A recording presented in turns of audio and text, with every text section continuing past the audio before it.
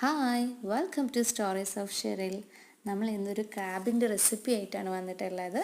4 വലിയ ഞണ്ട് കഴുകി വൃത്തിയാക്കി കട്ട് ചെയ്ത് വെച്ചിട്ടുണ്ട്. നമ്മളൊരു പാൻ എടുത്തിട്ട് അതിലേക്ക് കുറച്ച് വെളിച്ചെണ്ണ ഒഴിച്ചു കൊടുത്തു. അതിലേക്ക് കുറച്ച് ഉലുവ ആഡ് ചെയ്തു.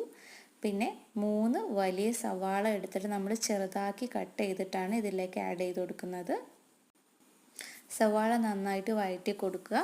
നമ്മളൊരു ബ്രൗണിഷ് കളറാവുന്നത് വരെ ഇങ്ങനെ വഴറ്റി കൊടുക്കണം.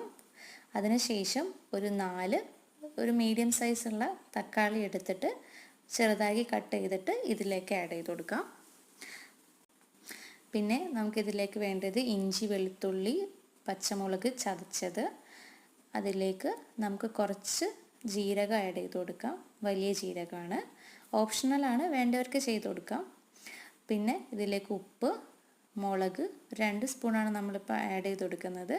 ആവശ്യത്തിനനുസരിച്ച് നമുക്ക് കൂടുതലും കുറവും വേണ്ടവർക്ക് അതനുസരിച്ച് ചെയ്താം. പിന്നെ 2 സ്പൂൺ മഞ്ഞൾപ്പൊടി.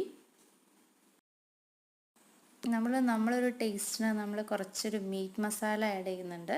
ഈസ്റ്റേണിൻ്റെ മീറ്റ് മസാലയാണ് നമ്മളിപ്പോൾ ഇട്ട് കൊടുക്കുന്നത്. പിന്നെ 1 സ്പൂൺ നമ്മൾ മല്ലിപ്പൊടിയും കൂടി ആഡ് ചെയ്യുന്നുണ്ട്. നമ്മുടെ ടേസ്റ്റിനനുസരിച്ചാണ് നമ്മളിതൊക്കെ ആഡ് ചെയ്യുന്നത്.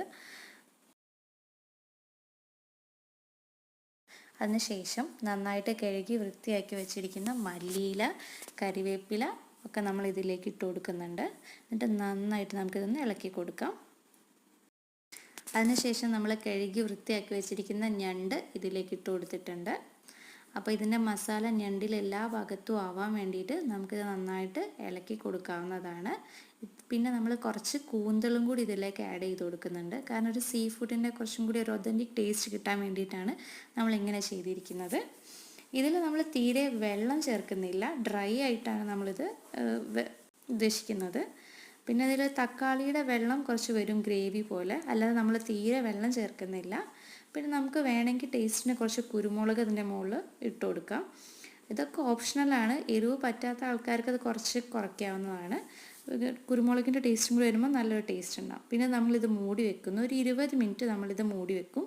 അപ്പോഴേക്കും ഇത് നന്നായിട്ട് തിളച്ച് വന്നിട്ടുണ്ടാകും. നല്ലൊരു സ്മെല്ലിപ്പോൾ വരുന്നുണ്ട്.